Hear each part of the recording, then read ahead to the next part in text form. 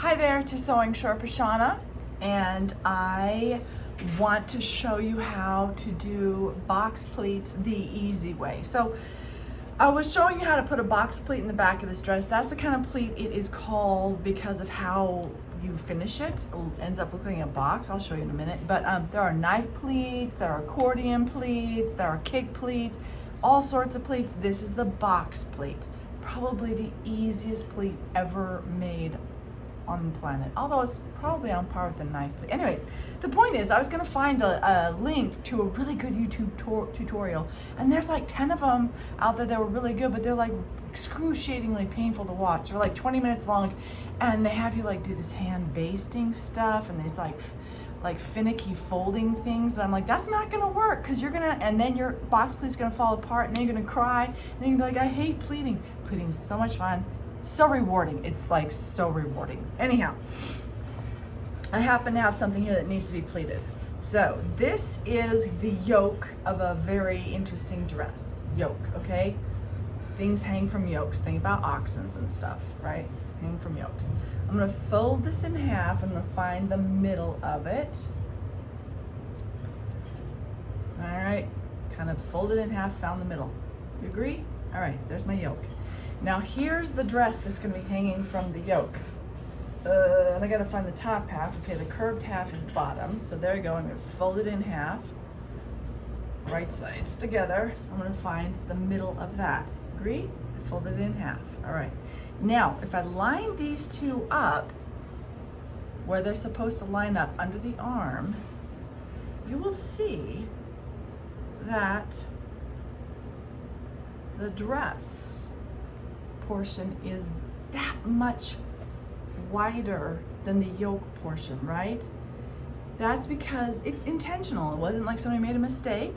That's because it's like a tailoring technique. So when you wear a fitted shirt, the yoke fits really well, but you still want to have room to like move your arms this way. So most shirts have like a pleat of some sort hanging from a yoke. This one doesn't actually need it because it's a giant dress, but it's just like, you know, a nod to that. So this is my extra fabric here. Can we agree with that? So I'm going to stick a pin in here. Come on, pin. All right, I'm gonna stick a pin in here, marking where my extra fabric starts. So I need to handle this extra fabric. I need to make it disappear. Guess what I'm gonna do? I'm gonna make a box pleat and it's gonna disappear. All right, so much fun.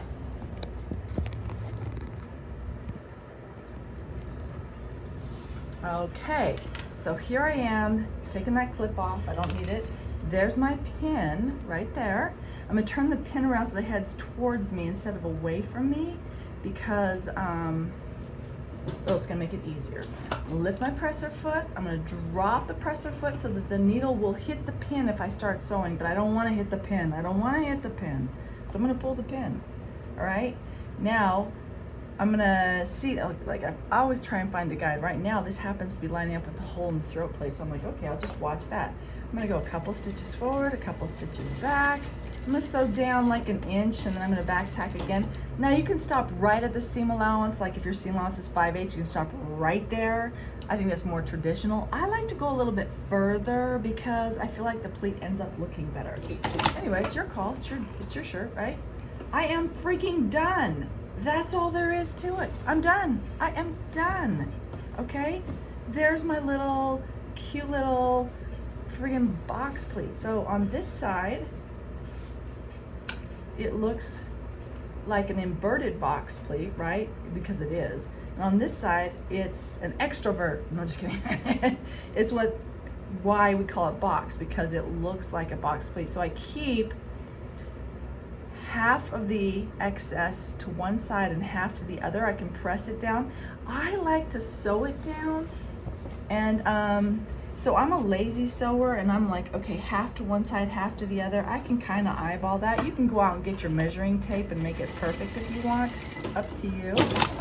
But now my pleat is not moving anywhere, and check this stuff out, right? So I can have the box out or in if this is a reversible fabric. This fabric is kind of reversible. the texture feels different on one side or the other, but visually they're the same. Look what just happened. They're the same length now. I got rid of the excess, and now I'm gonna sew the two together. Okay, right? I'm just gonna do it. I'm assuming my seam allowance is a 1/2 inch. I don't know what it is. 1/2 inch, 5/8. This is a sloppy dress.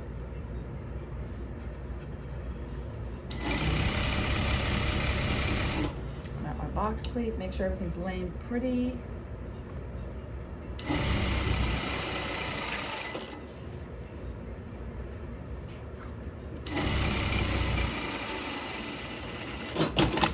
All right.